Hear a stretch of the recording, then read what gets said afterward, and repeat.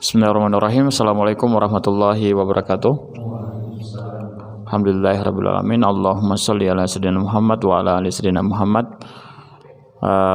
Puji syukur kepada Allah Subhanahu wa taala, pada pagi ini Allah memberikan kita kesempatan untuk menuntut ilmu, dan insyaallah mudah-mudahan ini menjadi ladang pahala bagi kita semua.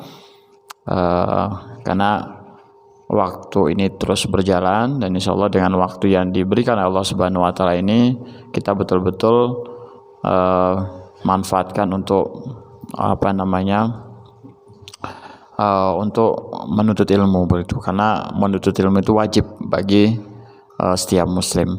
Oleh karenanya ini menjadi salah satu ikhtiar kita supaya Allah terketuk, ya. Jadi ibaratnya salah satu, kalau di kami di developer properti syariah itu, nah ini teman-teman belum datang ini, mudah-mudahan ada 9 jurus ya yang yang kita diajarkan untuk mengetuk pintu langit begitu ya. Salah satunya adalah berbakti ke orang tua juga begitu ya, dan salah duanya juga menuntut ilmu begitu ya, berbuat kebaikan, menuntut ilmu. Nah, oleh karenanya ini salah satu bentuk kita bagaimana kita mengetuk pintu langit supaya Allah mengasihi kita, menyayangi kita, begitu ya, dan membalas atau memberikan pahala untuk kita semua, ya. Karena kalau Allah Subhanahu wa taala sudah menyayangi, mencintai hambanya, ya insya Allah kaki, tangan, mata, pandangan, telinga dan lain sebagainya, bahkan langkah kita dan hati kita tentunya insya Allah akan didampingi oleh Allah Subhanahu wa taala dalam menjalani kehidupan ini begitu ya.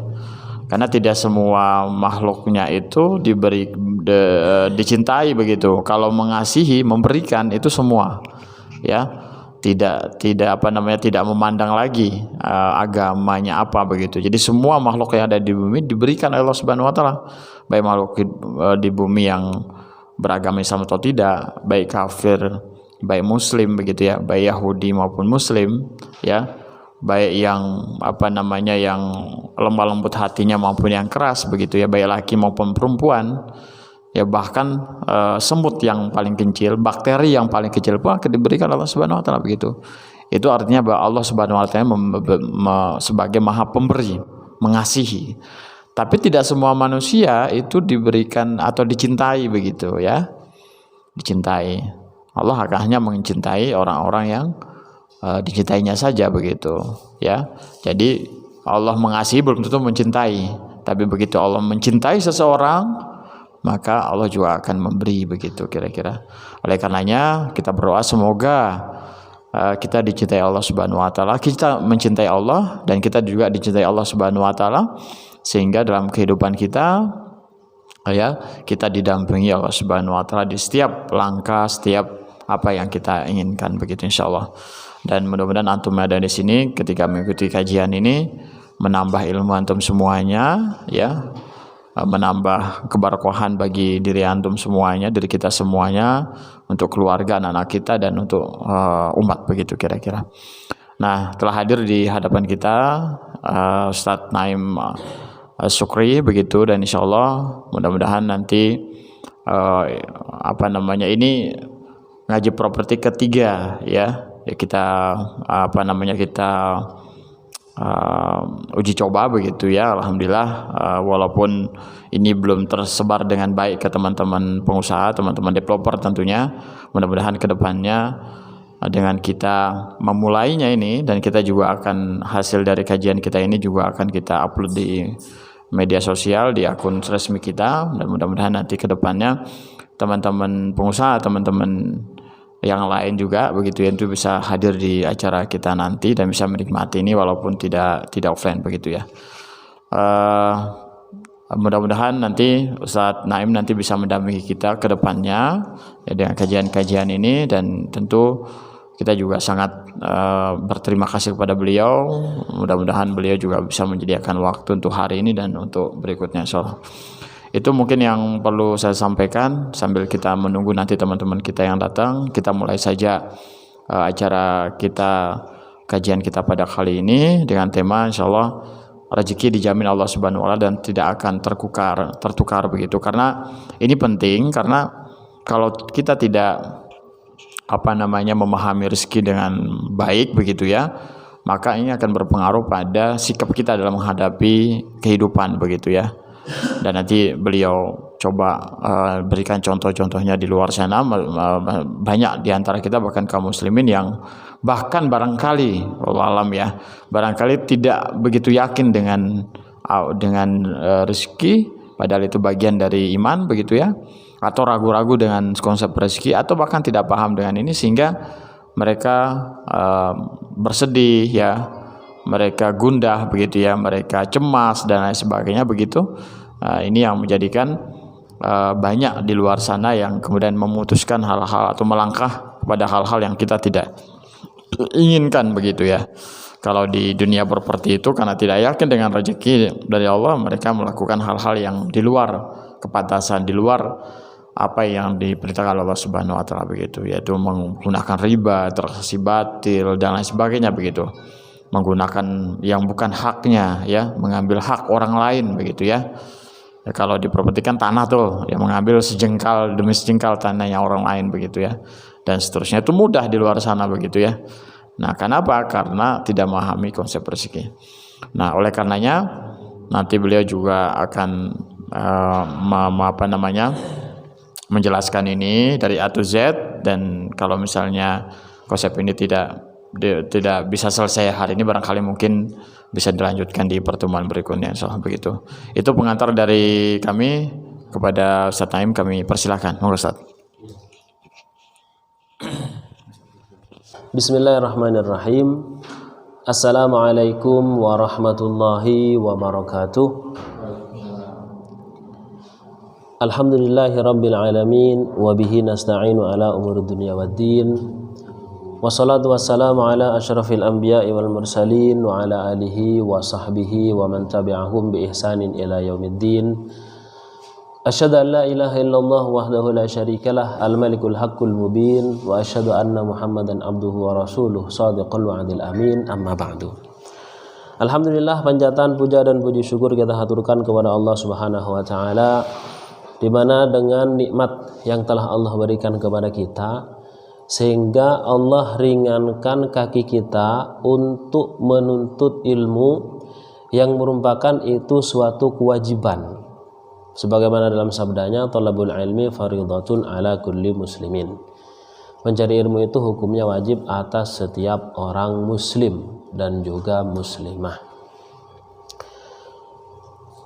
Kemudian salawat dan salam semoga tetap tercurah limpahkan kepada junjungan kita bersama Rasulullah Sallallahu Alaihi Wasallam, di mana dengan sebab perjuangan beliaulah kita mendapatkan cahaya Islam, kita mengetahui betapa agungnya Islam, dan kita termasuk umat dari baginda Rasulullah Sallallahu Alaihi Wasallam. Ikhwati rahimakumullah, sebelumnya perkenalkan dulu, nama saya Naim bin Syukri Al-Maduri. Saya dari Madura.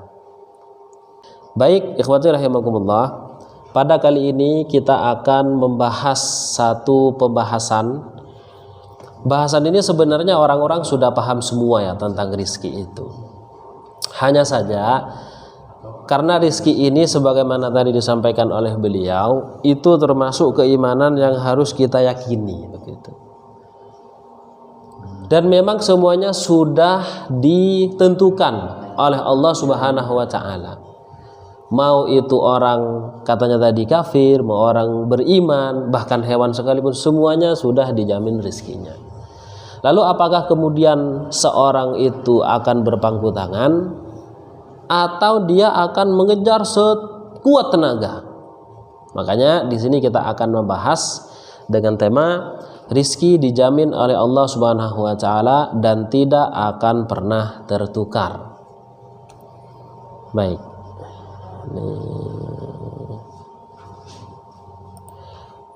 Ya, berbicara tentang rizki, tentu kita akan berbicara tentang tawakal.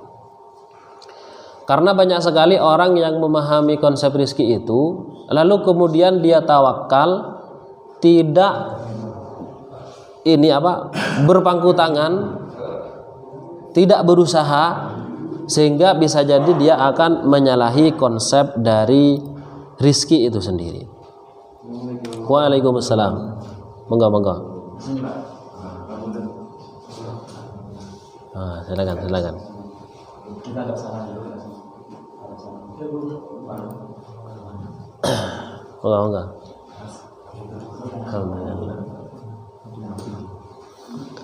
Waalaikumsalam. Monggo Mas. Bisa kesini nggak apa-apa? Monggo Mas. Alhamdulillah.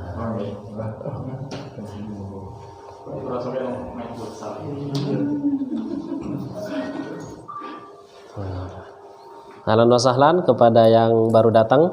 Alhamdulillah. Baik, kita lanjutkan.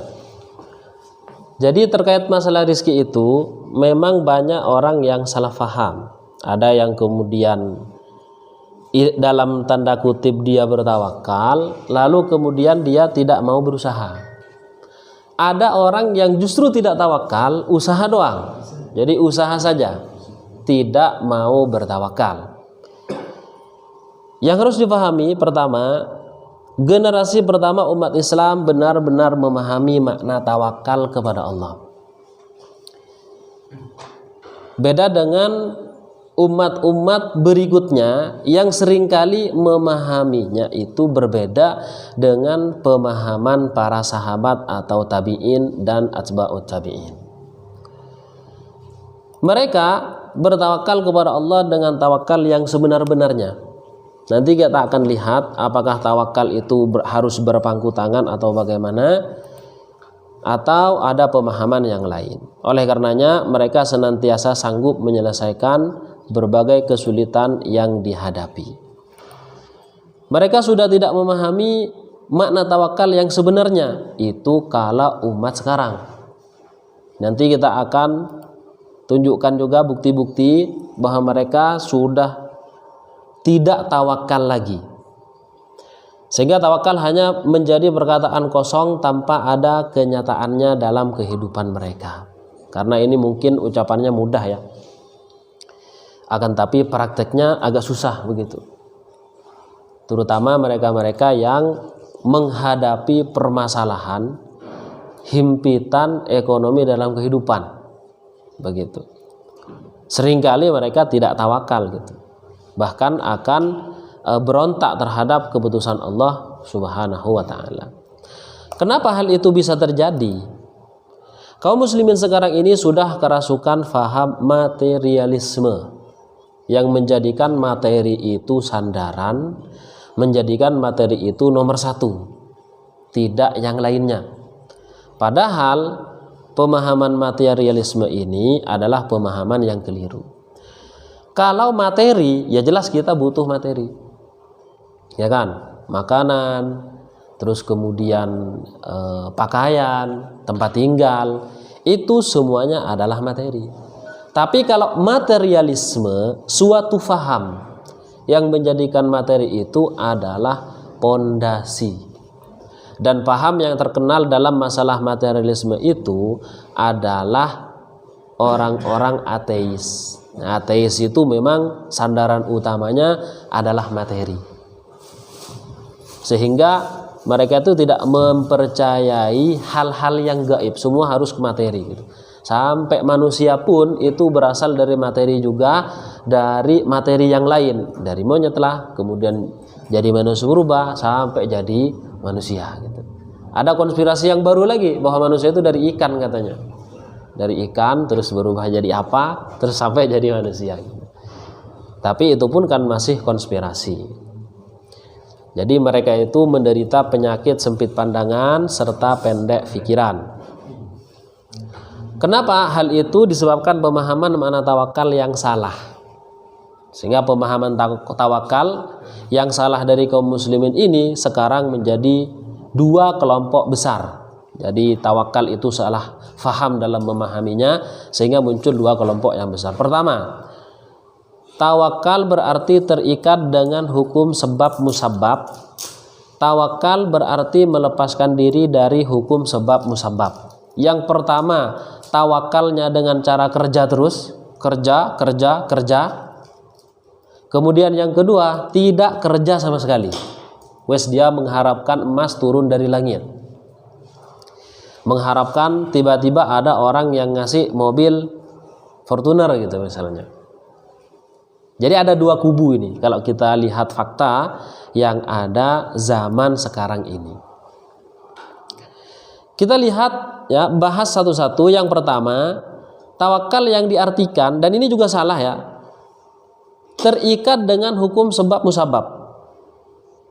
Jadi dia itu mengatakan dirinya tawakal tapi tidak tawakal, begitu. Cuman ngomongnya doang tawakal tapi tidak tawakal.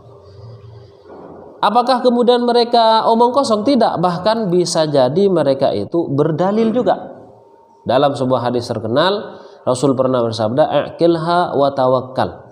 Jadi ada seorang sahabat itu menemui Rasulullah, kemudian ontanya itu dibiarkan begitu saja, tidak diparkir istilahnya. Kemudian Rasul bersabda, "Aqilha wa tawakkal." Ikatlah onta tersebut, kemudian tawakallah. Artinya apa? Berarti tawakal itu ada kalau kita kerja. Sehingga dia menjadikan kerja itu adalah bagian dari tawakal. Ini kelompok yang pertama. Kemudian hadis ini malah digunakan untuk memperlemah makna tawakal dalam jiwa, karena isinya kerja-kerja doang. Pokoknya kerja. Anda ingin kaya, kerja. Anda ingin kerja. Pokoknya intinya jawabannya dari segala masalah ekonominya, maka jawabannya adalah kerja. Ini niscaya ya, kalau kerja kan niscayanya dapat uang gitu kan.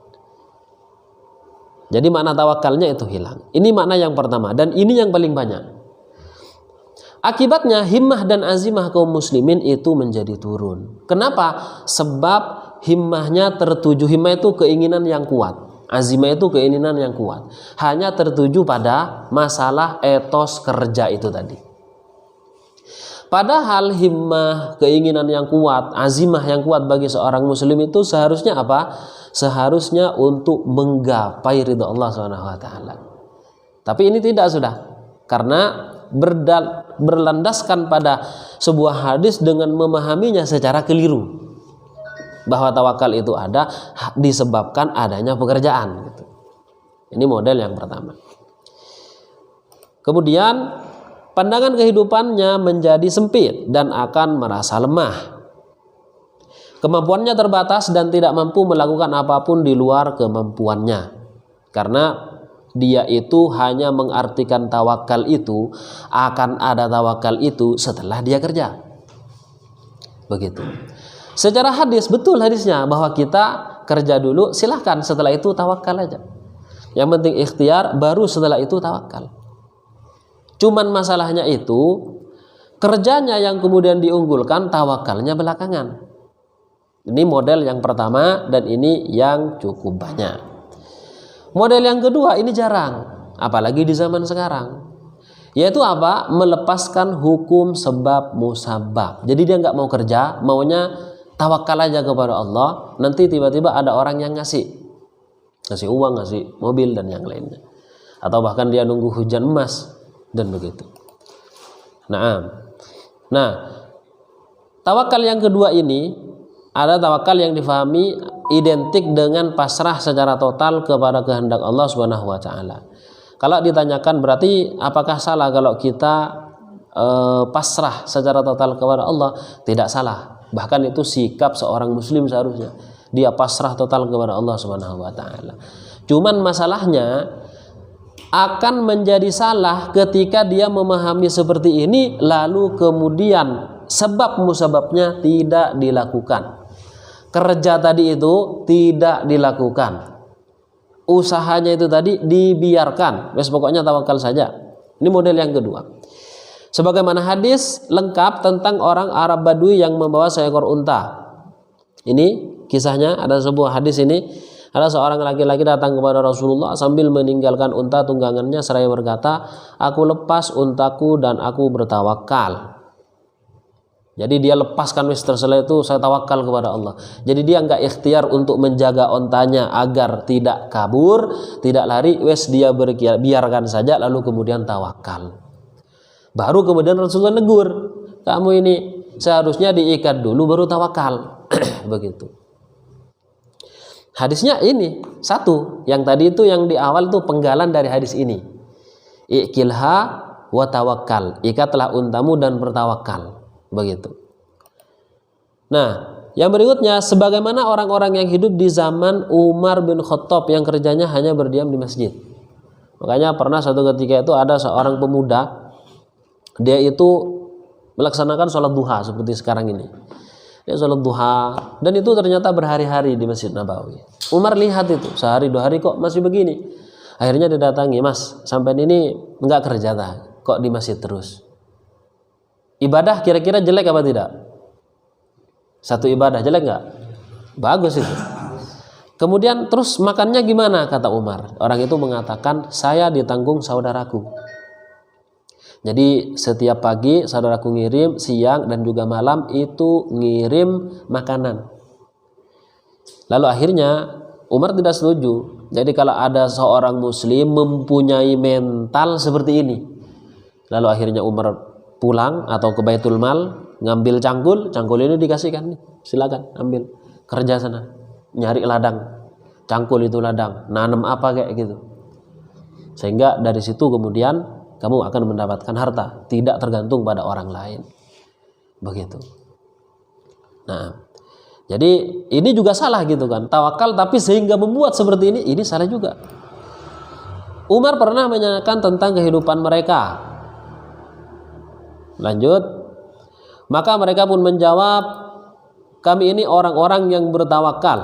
Nah, ini jadi berkali-kali kejadian ya. Kalau tadi itu sebagian, ternyata masih ada juga kumpulan orang sekarang, bukan satu lagi. Ketika ditanyakan, "Kami bertawakal kepada Allah." Loh, makannya gimana? Ya pokoknya tawakal saja. Nah, itu jawaban yang tidak logis gitu kan. Walaupun kita wajib tawakal, tapi kan sekarang maknanya berbeda. Dia langsung tidak mau kerja gitu. Nah, lalu akhirnya Umar berkata, "Bukan, kalian ini adalah orang-orang yang mutawakkilun." Apa itu mutawakkilun? Orang yang mewakilkan kehidupannya pada orang lain. Berarti apa? Berpangku tangan tanpa berusaha. Jadi dia mengandalkan perwakilan dari orang lain, ngasih makanan, ngasih harta kepada dirinya. Nah, itu juga salah gitu. Makanya kemudian Umar berkata, "Jangan kalian seorang pun berpegang tangan dari mencari rizki Allah." Jadi harus nyari memang semuanya sudah ditentukan ya, tapi kita akan wajib untuk menjemputnya, wajib untuk mencarinya. Kemudian berdoa kepada Allah, "Ya Allah, berilah aku rizki, sebab kalian sudah mengetahui bahwa langit itu tidak pernah menurunkan hujan emas atau perak." Gitu. Jadi dia berpangku tangan, kemudian Allah turunkan rizki kepada saya, tapi tidak kerja. Padahal langit belum pernah menurunkan emas ataupun perak. Nah, yang pertama, golongan yang pertama tadi terikat dengan hukum sebab musabab, dia kerja doang gitu kan. Tawakalnya itu belakangan saja, nanti kalau dibutuhkan baru tawakal. Dalilnya diantaranya adalah ikatlah untamu dan bertawakallah. Artinya berikhtiar dahulu baru bertawakal. Nah, perlu diingat bahwa rizki itu ada yang menguasai manusia dan ada yang dikuasai manusia. Ya kan? Yang pertama itu dalam pandangan orang-orang tadi itu, mereka menganggap bahwa rizki itu dikuasai oleh manusia. Ya kan? Makanan ini dan yang lainnya bisa kita cari. Begitu. Sehingga harta ini segala macam itu di bawah pengetahuan akal, bisa dicari, bisa pokoknya seperti itu. Dan mereka pasti terikat dengan hukum sebab musabab. Keyakinan pada kekuatan Allah tidak digunakan. Jadi yang bagian sini dia tidak mengakuinya. Pokoknya dia kerja saja. Tawakal nanti belakangnya, tawakal juga tapi nantilah. Gitu. Sehingga semboyannya kerja itu tadi. Bukan ini menyalahkan kerja gitu, enggak juga. Cuman kita harus memposisikan dulu, memahami makna tawakal itu seperti apa. Nah, konsekuensi dari kelompok pertama ini adalah, ya, konsekuensinya manusia tidak akan terdorong untuk mencari cita-cita yang lebih tinggi. Cita-cita tertinggi seorang muslim adalah mendapatkan pengampunan dari Allah Subhanahu wa taala, mendapatkan ridha dari Allah Subhanahu wa taala. Dan itu akan tercapai ketika hukum-hukumnya diterapkan di dunia ini. Pandangannya hanya terbatas pada kekuatan manusiawi belaka, iya. Jadi harus kekuatan akal saja gitu. Bagaimana untuk mendapatkan harta seperti ini? Jadi dia mengandalkan kekuatan belaka tanpa bersandar kepada Allah Subhanahu wa taala. Beda nanti dengan kelompok yang betul, nanti kelompok yang ketiga. Ini kelompok yang pertama. Sehingga karena dia mengandalkan akalnya, bisa jadi apa yang dia inginkan bisa jadi tercapai, bisa jadi tidak juga. Begitu. Dia hanya mengandalkan pada kekuatan manusiawi yang terbatas. Soalnya manusia. Begitu. Berapa banyak orang yang berusaha, ya, di antaranya di perumahan contohnya. Berusaha sudah sekuat tenaga tapi macet. Padahal sudah syar'i gitu. Ya kan? Banyak itu. Sehingga tidak segan-segan mereka karena tidak berhasil menggunakan yang di Bogor itu, perumahan syar'i yang bodong gitu kan, menipu orang akhirnya. Jadi banyak sekali karena hanya mengandalkan ini gitu. Jadi kerja doang, tawakal belakangan. Nah, itu juga salah. Apalagi untuk melakukan pekerjaan yang luar biasa, jelas tidak akan pernah bisa. Ini yang pertama. Konsekuensi yang akan dihadapkan bagi orang yang hanya kerja saja tanpa bersandarkan kepada Allah Subhanahu wa taala. Kelompok yang kedua, yang jelas ini apatis dari satu pekerjaan, ya. Dia itu nggak mau kerja, pokoknya menunggu pemberian dari Allah Subhanahu wa taala melalui orang lain. Di antaranya seperti apa? Ada hadis tadi kan disebutkan, saya lepas untaku, saya tawakal belakangan. Ya kan? Wes pokoknya saya lepaskan, tawakal nanti. Kalau yang tadi kerja, tawakal nanti. Bertawakal dahulu dan tidak mau berikhtiar. Ya, salah juga gitu. Padahal ya dalam masalah ini, dalam masalah rizki ini seharusnya difahami bahwa memang ada di sana rizki yang mau tidak mau akan ada pada manusia, menguasai manusia. Nah, ini juga digunakan, tapi keyakinan kepada kekuatan Allah ya, sikap pasrah iya. Hanya saja dia itu karena tidak mau berusaha, ya kan? Maka pengetahuan akal tidak digunakan. Kalau sekarang ya kelompok yang kedua itu sepertinya memang tidak ada. Ya, kalaupun di sana ustadz-ustadz yang ada di pondok pesantren atau santri-santri yang ada di sana, tetap mereka ada usaha. Ini pernah ada zaman dulu, zamannya Sayyidina Umar tadi diceritakan. Terus kemudian beberapa abad berikutnya itu ada muncul kelompok tertentu, ya. Ada disebut dengan tarekat-tarekat tertentu. Tapi ini tarekat yang agak nyeleneh, sama dengan yang model kedua ini. Jadi mereka tuh hanya fokus beribadah doang. Fokus kemudian ibadahnya nari-nari saja. Ada yang seperti itu. Jadi dia tidak mau kerja, memang fokus ibadah. Dan ya subhanallah, memang karena keyakinan mereka, ya seseorang kan tergantung apa yang diyakini. Ya ada saja rizki itu begitu. Cuman tetap saja itu di dalam memahami konsep tawakal itu juga salah. Begitu. Nah, konsekuensinya adalah manusia tidak mau terikat dengan sunnatullah. Bahasa yang kita kenal hukum alam. Sehingga dia cuma pasrah doang.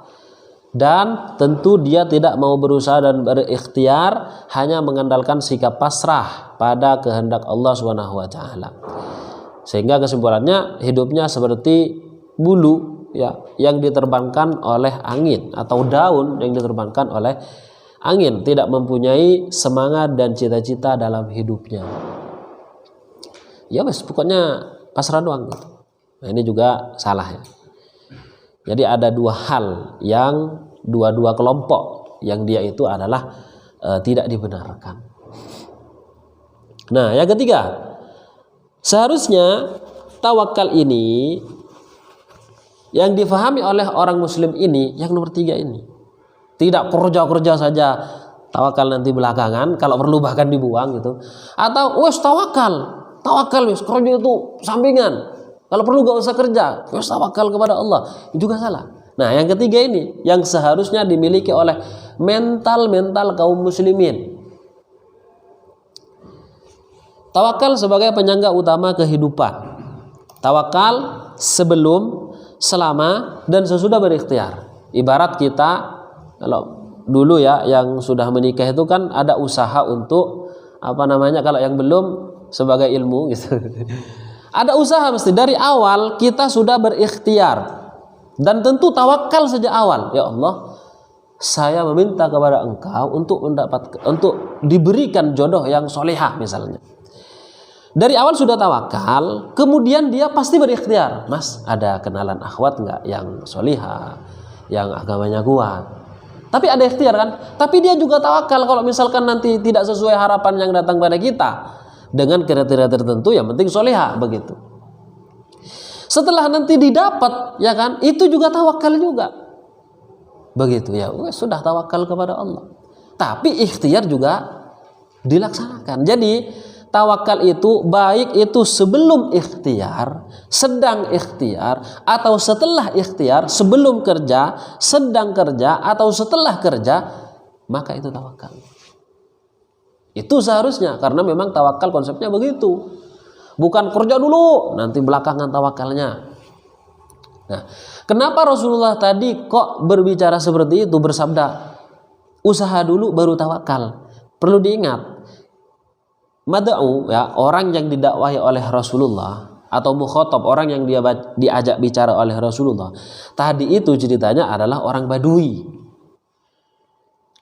Bukan kelasnya Umar bin Khattab, bukan kelasnya Abdurrahman bin Auf, bukan kelasnya Utsman. Jadi ini cerita hadis tadi itu memang kejadiannya pada seorang Badui. Orang Badui itu adalah orang yang hidup di pedalaman, yang tidak tahu menau terkait adab, terkait pemikiran yang rasional. Itu mereka itu sangat kayak kita orang pedalaman lah. Gitu ya, orang pedalaman yang mungkin pemahamannya itu masih agak kolot. Begitu. Makanya Rasulullah bersabda sesuai dengan apa yang difahami oleh dia gitu. Oleh orang Badui gitu. Orang Badui sama Rasulullah aja, wahai Muhammad, dibilangnya kayak gitu. Ya Muhammad, sahabat lain yang marah biarkan sama Rasulullah, dibiarkan. Karena Rasulullah paham gitu, ini orang perlu diajari dulu orang ini gitu. Nah, cuman salahnya itu tadi diambil dalil bahwa berarti ini kita harus kerja ini, tawakal belakangan ini nggak bisa gitu. Jadi harus tahu dulu hadis itu asbabul wurudnya itu apa, sebab-sebab terjadinya hadis ini apa. Kalau di Quran itu asbabun nuzul. Kalau dalam hadis asbabul wurud namanya. Nah sehingga karena seorang atau kelompok yang ketiga ini, seorang muslim yang sesungguhnya, mereka paham bahwa rizki itu ada yang menguasai manusia, ada yang bisa dikuasai oleh manusia. Begitu. Kalau yang kelompok pertama mengatakan bahwa rizki itu bisa dikuasai, kita atur saja. Kita mau apa, dapat. Kelompok yang kedua, nggak bisa. Rizki itu sudah menguasai kita sudah diatur. Jadi kita harus, yang penting beribadah kepada Allah. Ya kan? Jadi ada dua sikap yang bertolak belakang antara dua. Yang ketiga tidak. Yang ketiga ini paham dua-duanya ini, bahwa memang ada rizki yang modelnya bisa kita cari begitu. Ada yang modelnya menguasai kita. Gitu. Seperti antum sekarang ini. Antum kebayang tidak hari ini mendapatkan kopi? Bisa terbayang tadi mau berangkat ke sini? Saya yakin tidak terbayang. Soalnya bisa jadi teh, bisa jadi susu begitu. Tapi kok malah kopi gitu? Begitu juga dengan jajannya. Ini termasuk hal yang bisa yang menguasai kita. Tiba-tiba loh, kok ada ini? Ya wes kita makan. Kalau yang kemudian rezeki yang kita kuasai, contoh mudah ini ya kita punya uang kemudian beli apa yang kita inginkan. Oh ternyata kita ingin weci, beli weci gitu. Ingin weci, dapatnya pisang, ya kan? Itu berarti masuk dalam yang menguasai gitu. Nah, jadi seorang muslim itu memahami konsep rizki itu seperti ini, dan tawakalnya seorang muslim itu seperti ini. Nah, sehingga karena dibagi dua itu, yang menguasai manusia adalah satu, rizki itu datang ketika kita meyakinkan pada kekuatan Allah Subhanahu wa taala. Ini yang menguasai manusia, yakin bahwa Allah adalah sebagai backingnya, kemudian memunculkan energi yang sangat besar dan dahsyat. Kemudian yang kedua, dikuasai manusia menembus dimensi hukum sebab musabab, ya kan? Tidak hanya banyak sekali ya orang yang usahanya kecil, akan tapi kemudian dia bisa haji. Mungkin pernah dengar ada tukang bubur naik haji, bukan yang sinetron ya, yang asli gitu. Ada tukang bubur naik haji. Padahal tukang bubur ya kayak gitu, penghasilannya paling dalam sebulan berapa. Cuman karena dia paham tentang masalah ini, bisa-bisa aja gitu. Berapa banyak yang kemudian bisnisnya sangat luar biasa, umroh pun tidak dilaksanakan. Dia mengatakan saya tidak mampu kalau umroh. Loh, padahal uangnya sangat banyak sekali. Dia termasuk bisnismen gitu.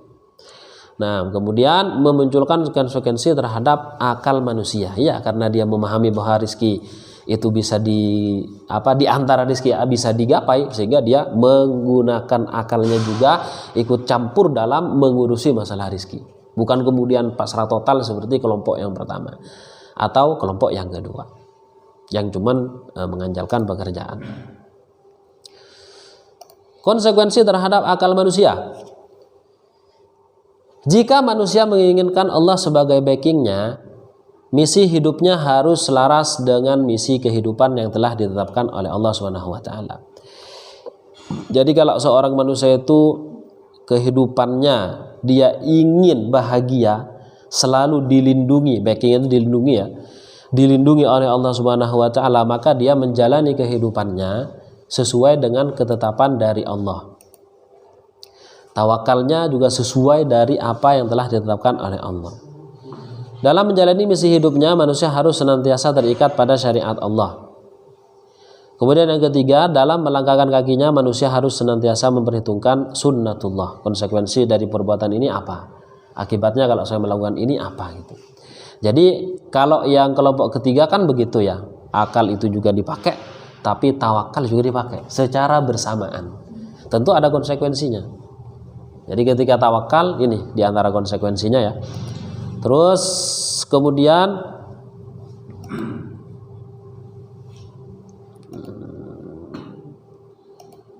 konsekuensi berikutnya adalah manusia senantiasa memiliki himmah dan azimah yang tinggi dan mulia. Ini kalau kelompok yang ketiga tadi. Jadi itu tawakal sebelum, saat atau sedang, dan sesudah ikhtiar, sesudah kerja.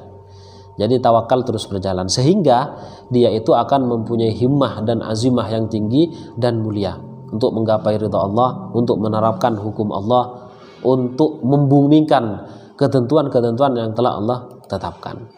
Bahkan berani menembus batas dimensi manusiawi. Mungkin ini tidak mungkin, ini perjuangan ini sangat sulit sekali. Bisa. Jadi dia langsung optimis begitu.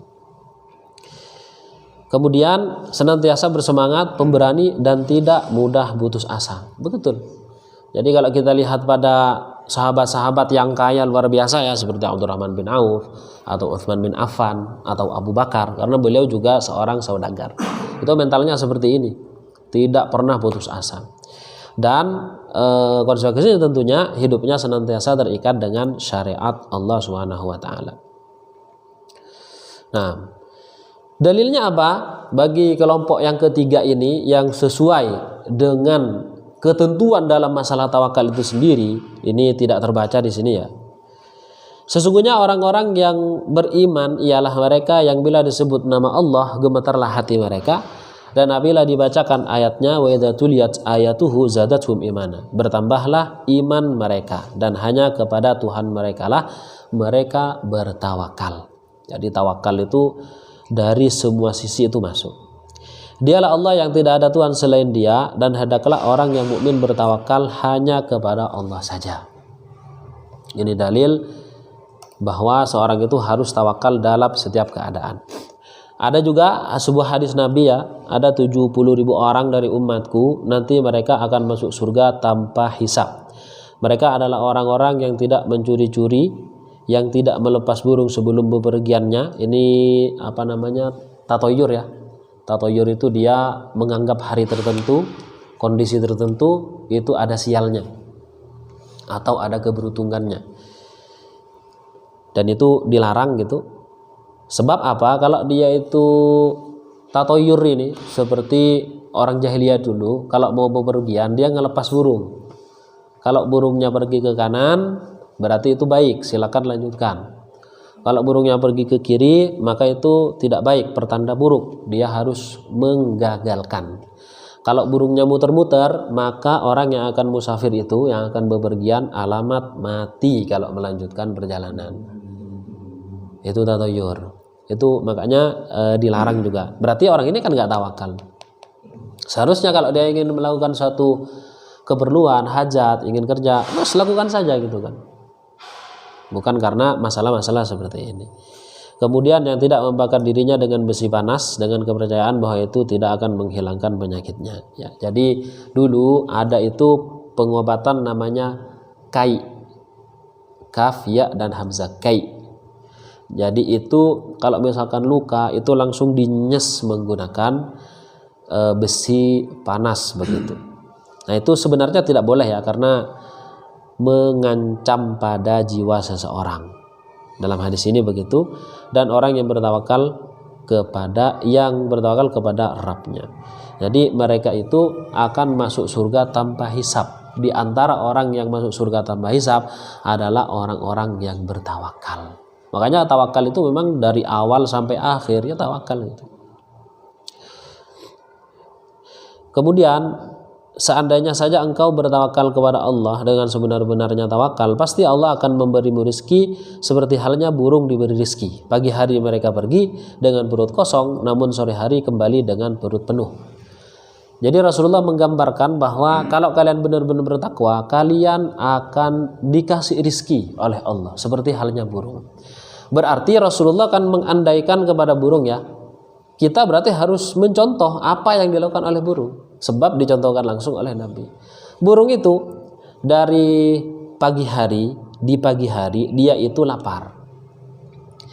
Kemudian apakah dia diam saja di sarangnya? Tidak, istilahnya tidak bekerja ya, tidak nyari makanan. Bukan begitu. Jadi burung itu di pagi hari dia sudah terbang untuk mencari rizki, mencari makanan. Dan itu nyari makannya itu seharian penuh. Sehari penuh mereka mencari makan. Kalau misalkan punya anak-anak, anak-anaknya juga kenyang juga gitu. Sehingga ketika dia pulang ingin beristirahat di sarangnya itu tadi atau di tempat beristirahatannya, dia itu sudah kenyang. Berarti burung pun kalau ingin mendapatkan rezeki ya dia harus ada usaha. Sehingga manusia kalau ingin dapat rezeki ya ada usaha juga gitu. Dan si burung itu tawakal, mau sebelum berangkat itu sudah tawakal, ketika sedang berangkat juga tawakal, ada apa-apa di jalan ya pokoknya tawakal, ketika sudah mendapatkan rezeki ya sudah tawakal juga gitu. Jadi tawakal seperti itu. Makna dalil dari yang disebutkan di awal, dalil tersebut tidak memberi kesempatan sedikit pun bagi seorang muslim untuk ragu-ragu dalam bertawakal. Jadi bukan kemudian tawakal nggak mau kerja. Justru dalil tersebut orang Islam itu tidak boleh ragu untuk bertawakal walaupun dia akan bekerja. Walaupun hanya sekejap dan setiap urusan dan dalam segala pekerjaan. Ya, jadi jangan sampai terlepas seorang itu dari takwa, dari tawakal. Nah, kemudian makna dalil lagi dari yang tadi disampaikan, wajib selalu bertawakal kepada Allah secara mutlak tanpa embel-embel apapun. Untuk hadis iqil hawa tawakal adalah khusus bagi mereka yang memahami tawakal adalah melepaskan hukum sebab musabab.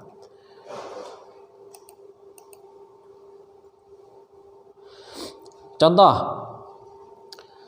ini nggak terbanyak lagi. Dialah yang mengutus Rasulnya dengan membawa petunjuk dan agama yang benar agar dia memenangkannya di atas segala agama-agama meskipun orang musyrik membenci. Perangilah mereka sehingga tidak ada fitnah, sehingga agama itu hanya untuk Allah semata. Allah menghendaki agar Islam dapat dimenangkan atas semua agama di dunia ini. Sehingga tawakal juga digunakan bukan hanya untuk kerja.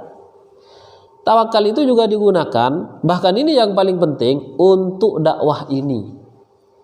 Untuk kemudian syiar-syiar Allah itu, hukum-hukum Allah itu benar-benar membumi di negeri ini, bahkan di dunia ini. Artinya apa? Ya seseorang itu sebenarnya untuk tawakal, profesinya apapun itu, apalagi dia seorang yang seperti pengusaha, kemudian dia adalah pekerja keras dan yang lainnya, itu sangat besar potensinya untuk memenangkan agama Allah dengan disulut sebuah ketawakalan itu tadi. Jadi tawakalnya itu bukan hanya dalam urusan harta, akan tapi juga dalam urusan bagaimana kemenangan Islam ini, dan harus menjadi misi hidup umat Islam siapapun itu, begitu. Nah, itu semuanya diantara jalannya adalah ya kita tawakal. Artinya misalkan ya, orang berdakwah itu tentu mempunyai konsekuensi. Kita berdakwah dan dakwah kita adalah dari Al-Quran dan As-Sunnah, kemudian kita ditentang oleh orang lain, itu adalah hal yang biasa. Tapi sungguh pun begitu, ya kita harus tawakal kepada Allah gitu. Jangan takut. Karena memang Islam yang kemudian nanti membumi di suatu negeri itu adalah keinginan dari Allah Subhanahu wa taala, sehingga itu harus menjadi cita-cita seseorang. Sehingga kelompok yang pertama atau yang kedua itu tidak akan masuk dalam hal ini. Karena memang sejak awal cita-citanya bukan masalah ini. Kalau yang pertama hanya kerja saja, kalau yang kedua fokus pada beribadah doang. Padahal di Islam itu isinya bukan hanya ibadah ritual, tapi isinya itu lebih lengkap dari ibadah ritual itu sendiri. Nah, sehingga tawakal adalah yakin sepenuhnya bahwa Allah akan menjadi pelindungnya, Allah akan menjadi backingnya, yang akan melindunginya dalam setiap kondisi, walaupun faktanya sangat berat dan hampir tidak mungkin dilakukan oleh seorang muslim.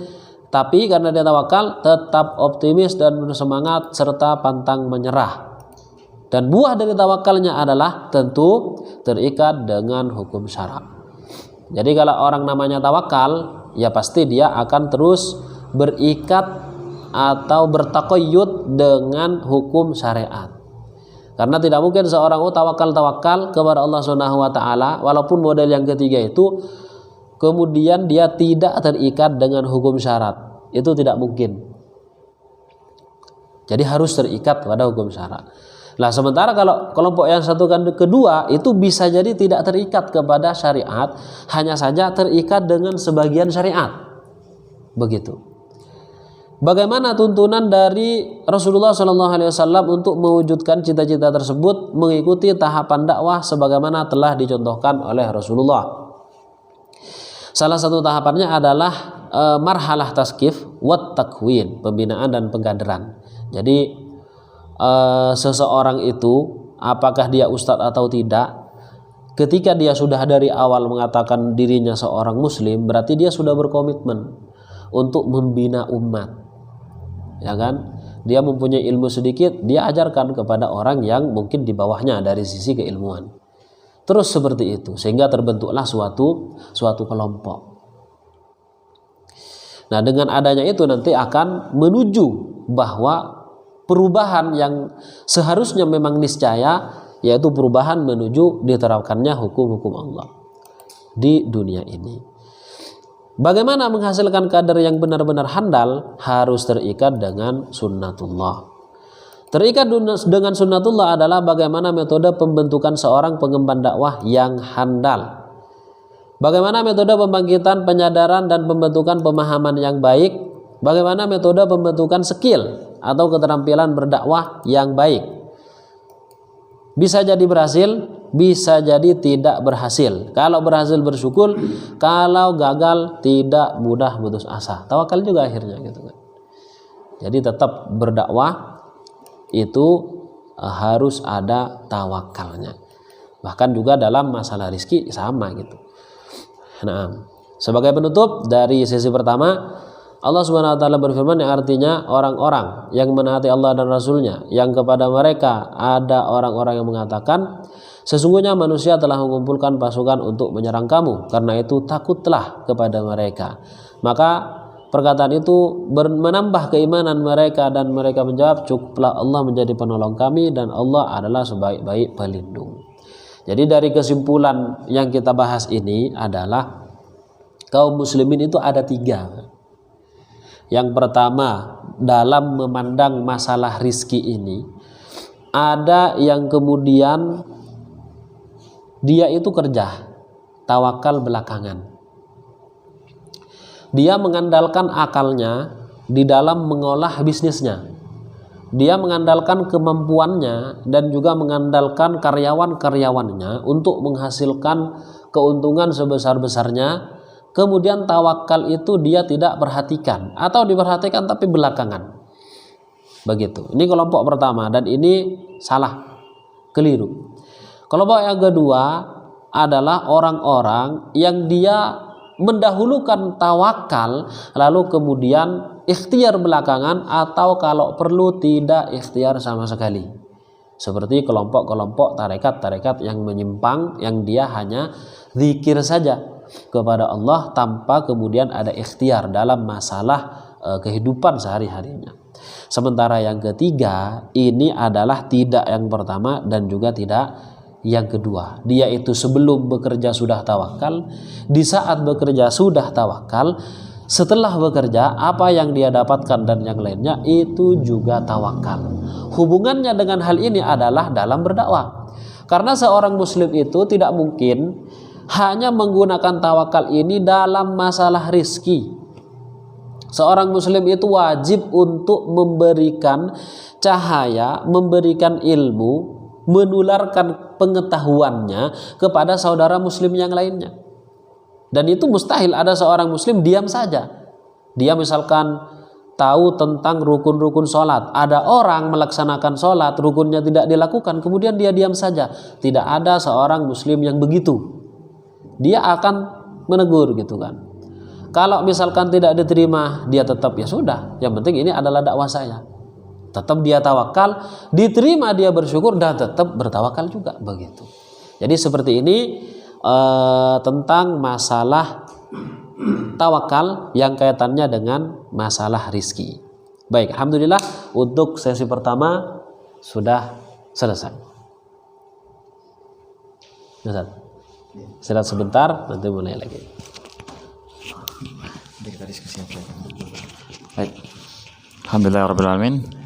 Teman-teman semuanya, Bapak Ibu semuanya, untuk sesi pertama terkait dengan rezeki, yaitu ya rezeki tawakal begitu ya, itu sudah tersampaikan, insyaallah. Mudah-mudahan ini membuat kita tercerahkan lah begitu ya. Barangkali mungkin selama ini kita belum paham gimana sih konsep tawakal itu, gimana sih konsep rezeki itu dan sebagainya. Barangkali mungkin apa yang beliau sampaikan, Ustaz sampaikan, mungkin perlu penjelasan ya. Jadi biasanya kita di lapangan ini, orang-orang lapangan ini itu akan lebih banyak bersinggungan dengan kehidupan nyata begitu kira-kira. Nah, barangkali mungkin nanti teman-teman bisa menanyakan hal tersebut. Jadi sebagai pengantar, di luar sana kan kalau kita lihat ya banyaklah kita temukan di luar sana itu ada yang menghalalkan segala cara untuk mendapatkan rezekinya, misalnya begitu, untuk mendapatkan uang, kira-kira begitu.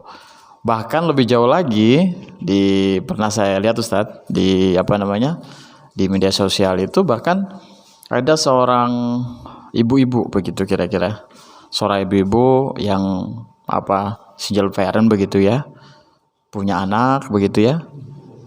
Mungkin teman-teman sudah melihat tega membunuh anak-anaknya begitu, tega membunuh anaknya di depan kepalanya sih, dia bunuh sendiri begitu.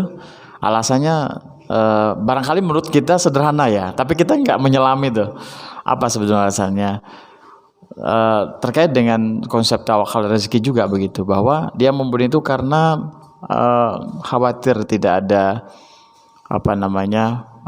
uang untuk memberikan mereka makan begitu, sekolah dan lain sebagainya, membayar hidup mereka begitu. Jadi si ibu ini merasa terbebani ketimbang nanti kedepannya sengsara dan sebagainya, sudah saya habisi saja begitu, sampai begitu bahasanya. Nah ini kan contoh-contoh kecil dan saya kira masih banyak lagi. Kalau dalam konteks rumah tangga, barangkali mungkin seorang suami barangkali Ustaz rela menggunakan cara-cara yang tidak pantas begitu untuk mendapatkan harta yang tidak baik di luar sana, ya, menggunakan ini, menggunakan itu dan lain sebagainya begitu, kemudian membawa pulang itu harta itu ke hadapan anak istrinya dan lain sebagainya begitu.